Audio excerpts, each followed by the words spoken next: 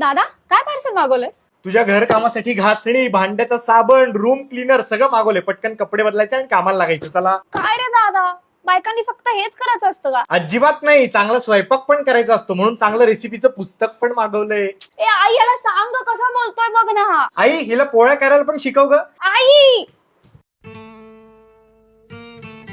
चल गिफ्ट काढ आता. हे काय दिलंस दादा? आता फक्त घरातली कामं करायची नाहीत ना, बाहेर पण पडायचंय ना, मग तयारीनेच बाहेर पडावं लागेल. भाऊ म्हणून मी रक्षण करीनच, पण आता तू सक्षम व्हायला पाहिजे. बांगडी दिल्यावर तुझे हात सुंदर दिसतीलच, पण त्याच हातात चाकू आल्यावर तुझे हात अजून ताकदवान होतील. कुंकू लावून तू छान दिसशीलच, पण मिरची पावडर तुझ्याकडे वाईट नजरेने बघणाऱ्या लोकांना धडा शिकवेल.